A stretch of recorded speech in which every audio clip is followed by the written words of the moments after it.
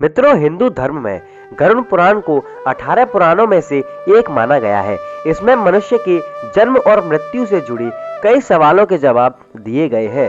ये तो आपने सुना होगा, जिस व्यक्ति ने अपने जीवन में अच्छे कर्म किए होते हैं उसका मृत्यु के बाद स्वर्ग लोक में स्वागत किया जाता है, जबकि जिसने कुकर्म किए होते हैं उन्हें नरक की यातनाएं भोगनी पड़ती हैं। लेकिन क्या आपने सोचा है कि श्री कृष्ण के अनुसार कर्म फल कैसे मिलता है?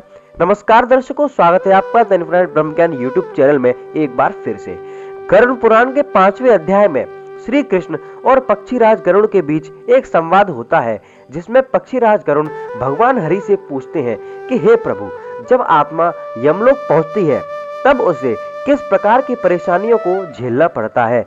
तब श्री हरि मुस्कुराते हुए जवाब देते हैं कि यमलोक में पहले से ही कई आत्माओं को यातनाएं मिल रही होती है। वहां का दृश्य बहुत भयानक होता है, जिसको देखकर आत्मा डर जाती है और जोर जोर से रोने लगती है। इसके बाद ब्रह्मा जी के पुत्र श्रवण आत्मा के कर्मों का लेखा जोखा चित्रगुप्त और यमराज को देते हैं। वे दूर से ही सब कुछ देखने और सुनने में समर्थ हैं। यह कुल 8 श्रवण देव हैं। उनके साथ उन्हीं की शक्तियों के समान उनकी पत्नियां हैं। दोनों धरती, आकाश और पाताल में विचरण करते रहते हैं। मनुष्य जो कि कर्म करते हैं उसे ये दूर से देखकर उसका लेखा जोखा तैयार करते हैं। तब श्री हरि ने गरुड़ को बताया कि पुरुषों के कर्म को श्रवण और स्त्रियों के कर्म को श्रवणी देखती हैं। ये यमराज को व्यक्ति के पाप और पुण्य की जानकारी देते हैं।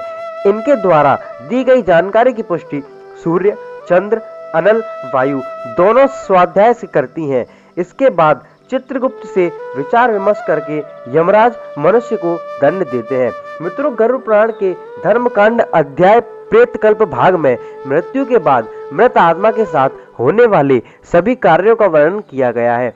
इसी भाग में गरुड़ देव ने श्री हरि से पूछा, हे हरि, मृत्यु के पश्चात किन किन आत्माओं को कहाँ जगह मिलती है? तब श्री कृष्ण ने उत्तर देते हुए कहा कि जो मनुष्य गलत कार्य करते हैं या फिर दुष्ट होते हैं वह नरक जाते हैं, और जो लोग अच्छे कर्म करते हैं वह स्वर्ग जाते हैं। स्वर्ग, जिसे देवताओं का स्थान माना जाता है, वहाँ मनुष्य को सभी प्रकार की सुख सुविधाएं मिलती हैं। प्रभु बताते हैं कि जिन आत्माओं को स्वर्ग में स्थान मिलता है उन्हें यमराज स्वयं अपने भवन से स्वर्ग के द्वार तक छोड़ने जाते हैं, जहां अप्सराएं उनका स्वागत करती हैं।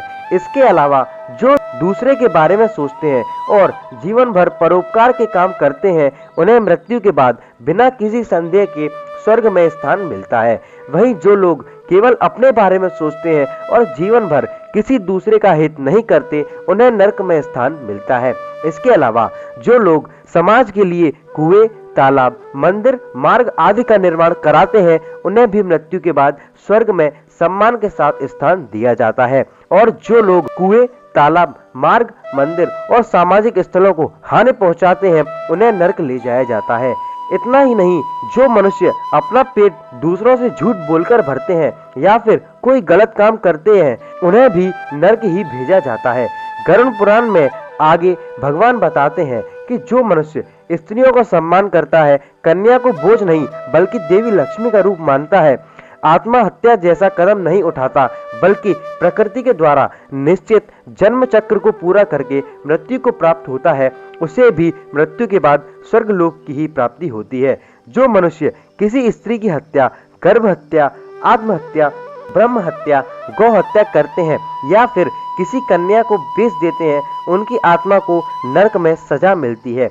गरुड़ पुराण में यह भी बताया गया है कि जो लोग धर्म के अनुसार आचरण करते हैं, ऋषि मुनि गुरुजनों का आदर और वेद पुराणों का अध्ययन करते हैं उन्हें भी मृत्यु के बाद स्वर्ग में स्थान मिलता है। जबकि जो लोग धर्म को नहीं मानते उसकी निंदा करते हैं, साथ ही ऋषि मुनि वेद पुराणों और गुरुजनों की निंदा करते हैं, उन्हें मृत्यु के बाद नरक की प्राप्ति होती है। तो मित्रों, आपने जाना कि भगवान कृष्ण के अनुसार कर्म फल कैसे प्राप्त होता है, लेकिन क्या आपको यह पता है कि किस कर्म से कौन सा जन्म मिलता है? आइए जानते हैं।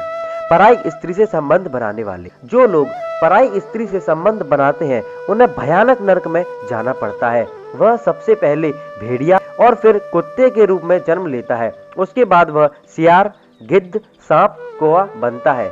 इन सभी जन्मों को भोगने के बाद ही वह अंत में बगुला बनता है, जिसे खत्म करने के बाद उसे मनुष्य की योनि प्राप्त होती है। स्वर्ण की चोरी करने वाला, जो मनुष्य स्वर्ण की चोरी करते हैं उसे कीले के रूप में जन्म मिलता है, और जो चांदी के सामान की चोरी करता है वह कबूतर बनता है। कत्ल करने वाला, जो मनुष्य शस्त्र से किसी की हत्या करता है उसे गधे की योनि प्राप्त होती है। इसके बाद उसे मृग, मछली, कुत्ता, बाघ और अंत में मनुष्य योनि को प्राप्त होता है। लेकिन आपको यह भी बता दें कि उसकी खुद की मृत्यु भी शस्त्र से ही होती है। धर्म का अपमान करने वाला, गरुड़ पुराण में धर्म का अपमान करने वाले को घोर पापी बताया गया है।